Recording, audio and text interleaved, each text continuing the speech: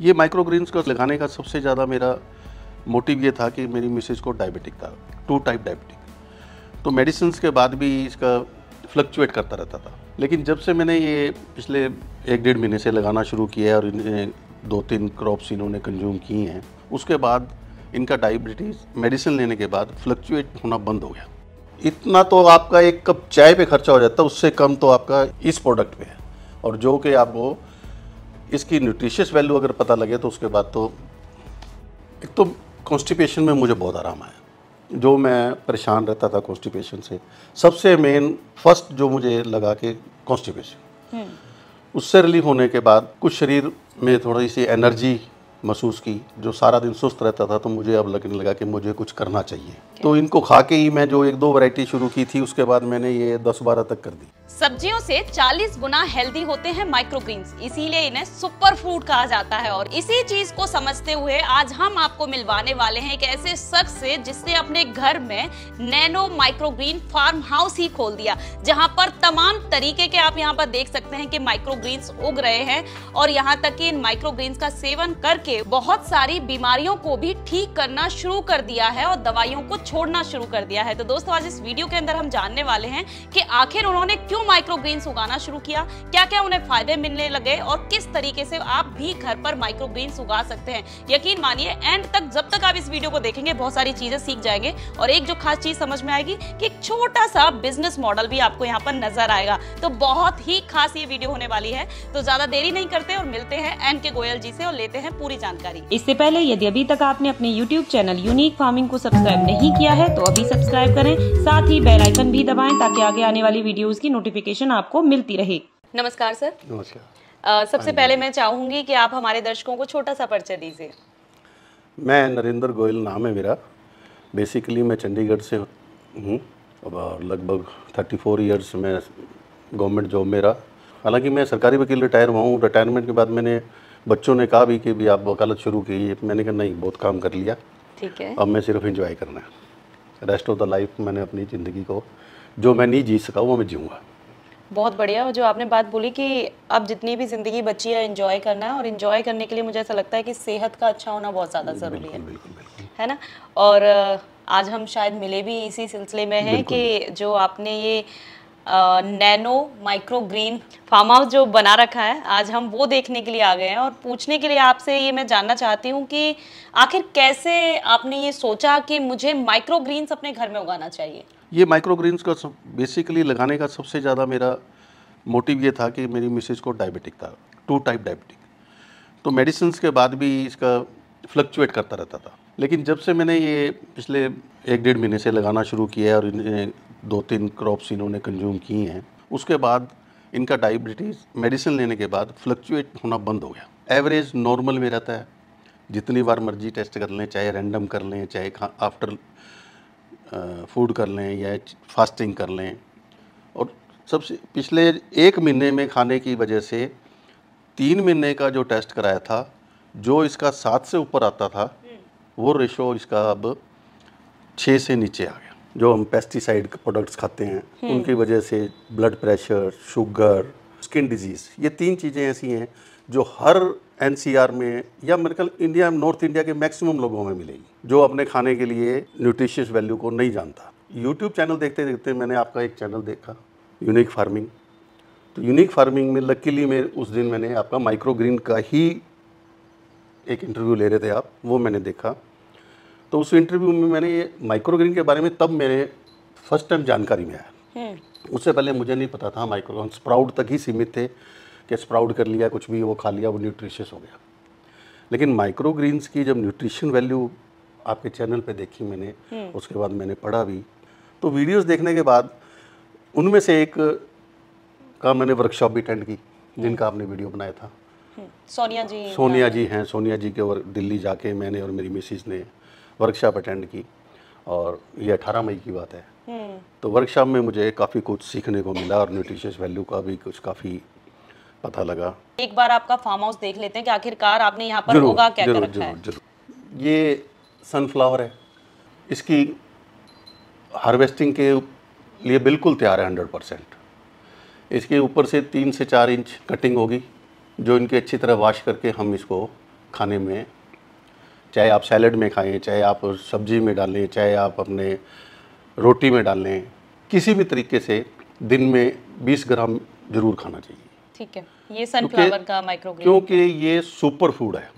जितने माइक्रोग्रीन्स हैं उसमें मटर और सनफ्लावर सुपर फूड माने जाते हैं, क्योंकि इनके अंदर जो प्रोटीन नाम की एक चीज़ होती है वो भी इनमें है, जो और किसी माइक्रोग्रीन्स में नहीं होती। ये रेडिश मूली, ये इक्वलिटी गुड है जितना ये सनफ्लावर है, इसको भी डेली ज़रूर खाना चाहिए। इन दोनों का कम्बिनेशन आपकी कंप्लीट डाइट करता है।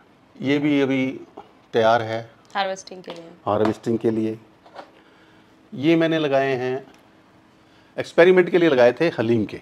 ये भी लगभग, ये ज़्यादा बड़े नहीं होते, ये सिर्फ 2 या 3 इंच ही ग्रो करते हैं। ये भी अभी हार्वेस्ट करने के लिए तैयार हैं। मेथी के बीज हार्वेस्ट के लिए बिल्कुल तैयार हैं। और कुछ मैंने और भी लगा रखे हैं जो इसकी जर्मिनेशन कुछ हो रही है। इनकी जर्मिनेशन शुरू हो गई, मैंने कल ही लगाए थे। ये बीट रूट्स हैं, इनमें कुछ वाइट शुरू हो गया, ये दिख रहा है किसी किसी में, ये जर्मिनेशन स्टार्ट हो गई है। इसमें एक और बात है कि मैंने ये हाइड्रोफोनिकली लगाए हैं, सनफ्लावर और ये रेडिश ये कोकोपीट में लगाया है।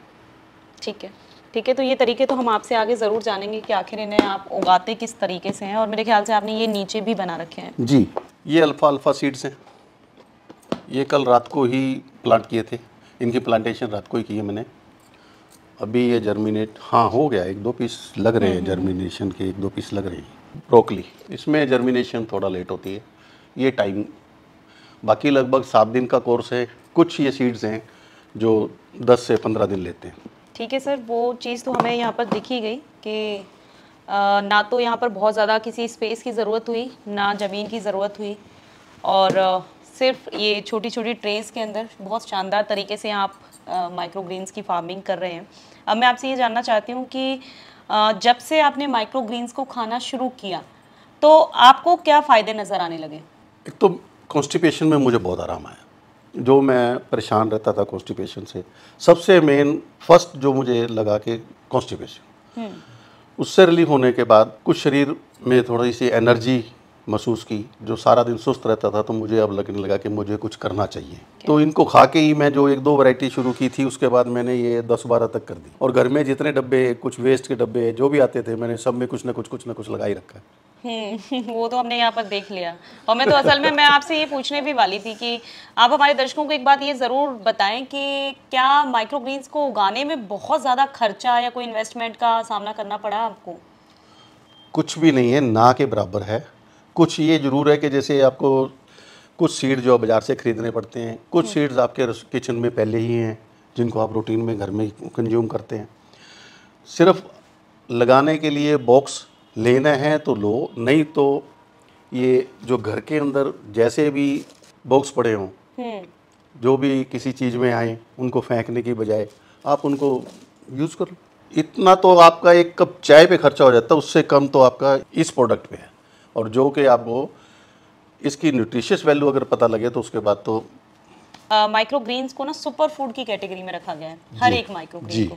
तो आखिर क्या क्या इन सभी माइक्रोग्रीन्स के फ़ायदे हैं जो आप जैसी अवस्था में जो पहुंच चुके हैं उनको तो लेना ही चाहिए। अब तक मुझे ऐसा लगता है कि जो युवावस्था से या बच्चों को भी इवन ये देना शुरू कर देना चाहिए। क्या इनके अंदर खास चीज़ें, क्यों इन्हें सुपर फूड कहा जा रहा है? क्योंकि इनमें जो न्यूट्रिशन है, जो एंटीऑक्सीडेंट हैं, जो विटामिन्स हैं, मिनरल्स हैं, फाइबर है, और कुछ में तो प्रोटीन भी है।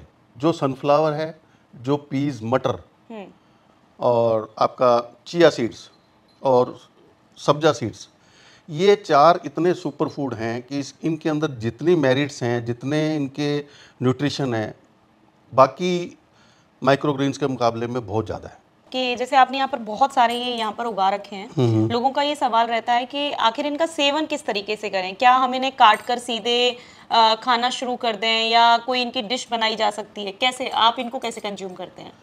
इनको काट के अच्छी तरह 5-10 बार इसको पहले तो वॉश करना होता है रनिंग वाटर में। ठीक है। ताकि इनमें जो थोड़ी बहुत कमी रह जाए, जो इनके अंदर थोड़ा बहुत हवा की वजह से, पानी की वजह से जो थोड़ी बहुत इनमें कोई कमी हो तो वो दूर हो जाए। ठीक है। फिर उसके बाद आप इसको मैक्सिमम कोशिश करें कि आप लंच में या ब्रेकफास्ट में, नॉट डिनर, ब्रेकफास्ट और लंच में आप सैलड में ज़रूर यूज़ करें। जितना फ़ायदा सैलेड में करता है उतना कुक्ड में नहीं करता। अगर आप इसको कुक्ड कर लेंगे, चाहे वो आप किसी सब्जी में डाल लें, चाहे आप रोटी में डाल लें, वो कुक्ड होने के बाद इनकी न्यूट्रिशन वैल्यू थोड़ी सी श्रिंक हो जाती है। बिल्कुल सही। क्योंकि इसके अंदर सबसे मेन इंग्रेडिएंट्स जो वाटर है वो पानी की, कुक्ड फूड में पानी नहीं होता, सबसे बड़ी चीज़ है। तो ये बहुत अच्छी बात आपने बता दी, और जैसा कि शुरू में आपने बताया कि जस्ट एक वर्कशॉप अटेंड करने के बाद आपने इसकी प्रक्रिया को सीखा, और लर्निंग प्रोसेस तो खैर चलता रहता है। नहीं, एक वर्कशॉप नहीं, उसके अलावा मैंने आपके चैनल के बहुत से वीडियोस देखे। आपने बहुत से अलग अलग, चाहे सोनिया जी हैं, बहुत से अलग अलग जगह पे जाके वीडियोस बनाए हुए हैं। किसी में जिनके पास लैंड है, ज़मीन के अंदर भी लोगों ने उगाए हुए हैं, वो भी वीडियो आपका आया था। बिल्कुल बिल्कुल सही सर। और जबकि मेरे पास कोई लैंड नहीं है, कुछ नहीं है, मेरे पास 2x1 का फार्म हाउस है, 2 फीट बाई 1 फीट का। हाँ, अगर समय की बात की जाए तो कि कितना समय है जो आपका खर्च हो जाता होगा इनकी केयरिंग में? समय नहीं लगता इसमें आपकी हॉबी को आप एंटरटेन करते हैं। अगर आप इसको एज ए हॉबी बना ले, समय तो सिर्फ ये आधा घंटा लगाने, मैक्स टू मैक्स 1 घंटा लग जाएगा। ठीक है। शाम को 15 मिनट में इसको दोबारा वाटरिंग करनी पड़ती है, स्प्रे करना पड़ता है, स्प्रिंकल करना पड़ता है। जब से आपने ये खाना शुरू किया, सर उगाते हैं आप, चीजें बना रही हैं, आपको क्या शारीरिक तौर पर क्या महसूस होने लगा है कि कुछ बीमारियां कम हो रही है? कुछ नहीं, मेरे को थोड़ा शुगर लग रहा, कम होने लग गया इससे खाने से, कंट्रोल में आने लग गया। ठीक है। तो आप जैसे सर ने बताया कि कुछ डिशेस के ऊपर या सैलेड के ऊपर आप इनको स्प्रिंकल करके इनको सर्व करती हैं या इनका जूस बना के देती हैं, तो बहुत ज़्यादा समय लगता है, ऐसा कुछ है? नहीं, ऐसे भी समय तो कुछ नहीं लगता, यही बना के देते हैं जो भी है, मैं नहीं बनाती। चलिए, बहुत बहुत अच्छी बात है ये कि बहुत सारे फायदे मैम को और सर को इस चीज़ से मिल रहे हैं। इनको उगाने में कितने दिन का समय लग जाता है, कितने दिन हमें लगेंगे कि हम इनकी हार्वेस्टिंग कर सकते हैं? जैसे अभी ये जितने बड़े साइज़ के बीज हैं, जैसे ये आपका सनफ्लावर हुआ, रेडिश हुआ, 5 से 7 दिन लगते हैं उनको तैयार होने में। 7वें दिन तो ये हार्वेस्ट कर ही लेने चाहिए। तो इनके ऊपर सर्दी गर्मी कोई भी उसका प्रभाव तो नहीं पड़ता? मौसम बिल्कुल पड़ता है। गर्मियों में इनकी प्रोडक्शन कम हो जाती है। अगर आप इनको टेम्परेचर बार के ओपन टेम्परेचर पे रखेंगे तो ये नहीं हो पाएंगे, जर्मिनेट ही नहीं होंगे। माइटोग्रीन तो बाद में की बात है। इनको टेम्परेचर जो है 24 से नीचे ही रखना चाहिए। रूम टेम्परेचर 24 से नीचे होना चाहिए, चाहे आप एसी लगा के करें इनको। और दूसरी सबसे बड़ी बात, इनके टेम्परेचर के अलावा इनके अंदर जो पानी की मात्रा है वो ज़रा देखनी पड़ती है। तो दोस्तों, इस वीडियो के अंदर हमने बहुत सारी चीज़ें हैं जो सर से सीखी हैं, और किस तरीके से उन्होंने शुरुआत कर दी, क्या क्या फ़ायदे उन्हें पहुंचने लग गए हैं। अब आपके दिमाग में बहुत सारे सवाल आ चुके होंगे कि आप भी उगाना चाहते हैं, तो वो पूरा प्रोसेस आप जानना चाहते हैं कि कैसे उगा सकते हैं, और ये भी जानना चाहते हैं कि कौन से माइक्रोग्रीन्स के सबसे ज़्यादा फ़ायदे होते हैं, किस बीमारी में फ़ायदे होते हैं।